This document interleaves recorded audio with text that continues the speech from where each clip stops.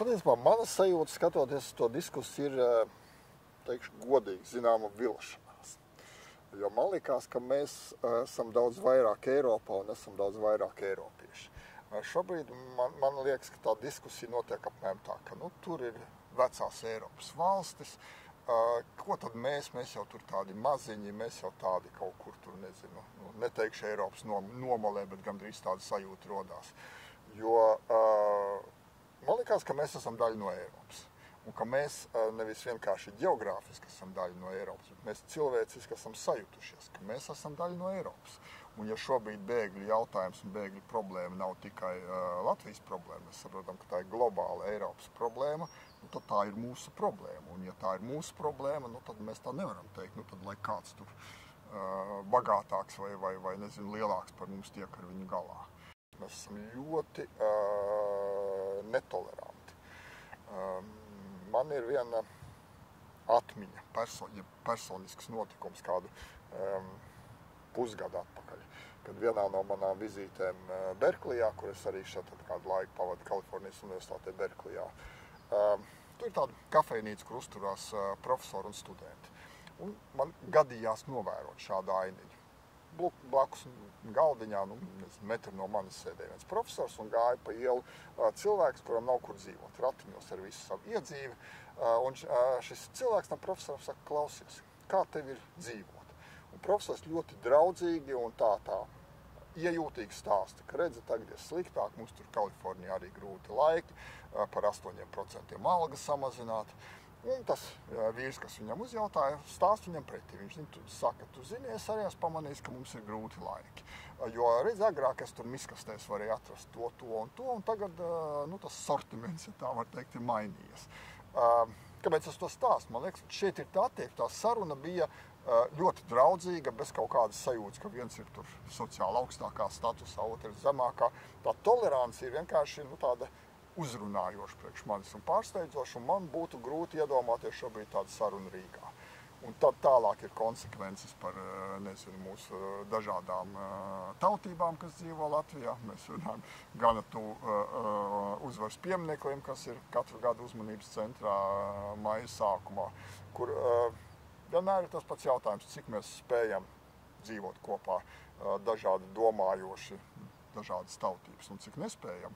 Un šis, manuprāt, ir tāds kārtējs lakmusa papīriņš, kārtējs tests, kurš parāda, ka vismaz daļa no mums šobrīd nav gatavi domāt, ka mēs dzīvojam atvērtā pasaulē. Un domāt, ka mēs varēsim šeit uzbūvēt sētu ap Latviju, nelaist nevienu iekšā, tas ir naivi.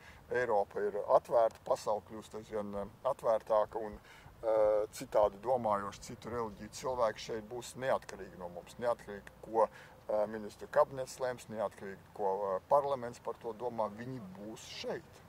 Pie tam būsim realistiski. Cik tas varbūt daudziem būtu nepatīkami dzirdēt, šeit būs ne tikai bēgļi, kas meklē patvērumu no kara rajoniem, no vietām, kur viņiem personīgi draud briesmas, šeit būs arī ekonomiski migranti. Būs viņi. Jebkurā gadījumā vienkārši tā ir uzbūvēta pasaule un tā pasaule attīstās. Un mēs zinām, ka tā nav vienkārši problēma. Droši vien katrs no mums ir bijis, Briselē, Parīzē, citās lielās pilsētās, kur tā ir problēma. Līdz ar to nevajadzētu pret to attiekties tā ļoti vienkārši. Tādēļ šobrīd valdībai, parlamentam, atbildīgajām ministrijām būtu 24 stundas dienā jādomā, kā mēs šādā situācijā rīkosimies, kā mēs šos cilvēkus uzņemsim, kur viņi dzīvos, kur viņi mācīsies, kur viņi ies pie ārsta, jo viņi šeit būs neatkarīgi no mums. Tā nav mūsu izvēle būt vai nebūt. Līdz ar to mums ir jābūt gataviem, lai mums nerastos tās problēmas, kas Eiropas valstīs ir radušās. Mēs zinām, ka viņas ir un būtu naivi teikt, ka tad mēs viņi paši atbrauks, mēs te ar viņiem ļoti draudzīgi dzīvosim un viss pats no sevis notiks. Mums ir jābūt programmai, kā mēs šajā situācijā darīsim, lai šī pretīstāvēšana neveidotos, lai mēs tiešām varētu izveidot modeli, kurā mēs spējam sadzīvot kopā. Un es domāju, ka šeit ir vēl viens moments. Mēs zinām, ka ir, piemēram, igauņus, kuriem mēs ik pa brīdim skatāmies. Viņas kādā brīdī saprata, ka konkurēt kaut kādas modeļus veidot, kas Eiropā jau sen gadu desmitiem valstīs veidojās, ir grūti. Tādēļ viņi teica, mēs veidosim Igaunijas e-pārvaldi, jo to neviens vēl Eiropā nav darījis. Šeit es domāju, ka patiesībā ir Latvijas iespēja. Eiropā vienkāršus un tādus ideāls modeļus, kā sadzīvo dažādām tautībām cilvēkiem, kas iebrauc valstī, patiesībā nav. Mēs zinām, ka problēmas, kā es teicu, eksistē. Tad varbūt, ka Latvija kā neliela valsts, līdz ar to relatīvi dinamiska valsts, kur var izdarīt kaut ko daudz ātrāk, ko varbūt nevar izdarīt lielās valstis. Mēs varētu būt šis modelis un piemērs un izdarīt labāk kā citu, un ar to kļūt, atpazīstamāk Eiropā. Es domāju, ka lielākās bažas varētu būt tas, ka izveidojās noslēgtas kopienas, kas dzīvo noslēgti, maz kaut kādā veidā komunicējot ar pārējo sabiedrības daļu. Atkal tas skanēs skarbi, bet Latvijā patiesībā šādas kopienas jau tagad eksistē, cik arī mums to negribētos to atzīt. Mani vienmēr pārsteidz ik pa brīdim aiziet uz kaut kādām intervijām, piemēram, krieviski runājošos radio.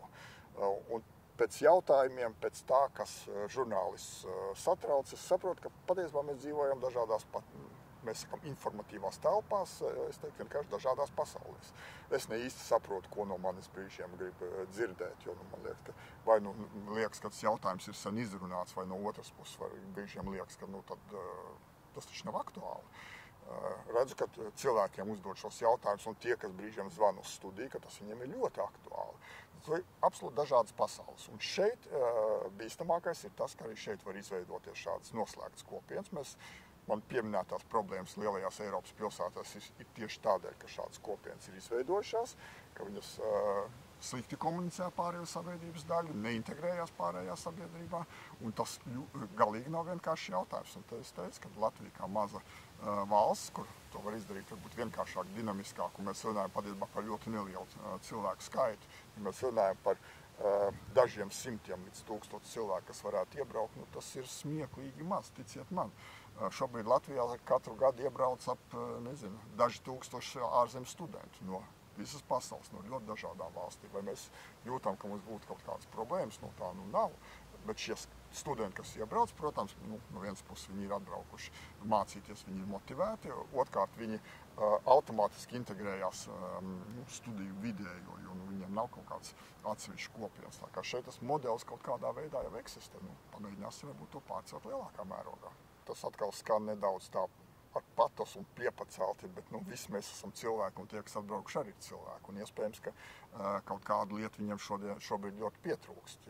Iespējams, ka viņi atbraukuši no zemes, kur klimats ir siltāks nekā viņš ir Latvijā. Iespējams, ka tā jaka, sega vai vēl kaut kas viņam ir ļoti un ļoti vajadzīgs. Bet es domāju, ka tas svarīgākais, ko mēs kā sabiedrība varam darīt, un kas, manuprāt, ir vēl daudz svarīgāk, šīs savstarpējā saskarsmē, savstarpēji runājot, mēģinām atrast šo te modeli, šo te toleranci, lai mums neveidotos sajūta, ka mēs te un tad ir viņi, un viņi noteikti ir drauds, viņi noteikti ir teroristi, viņi noteikti ir atbraukuši ar bumbu kabatā. Šī te fobija, kas nezinu, no kurienes mūsos ir radusies, ja mēs netiksim viņai pāri, tad tā aiznestā sega neko nepalīdzēs.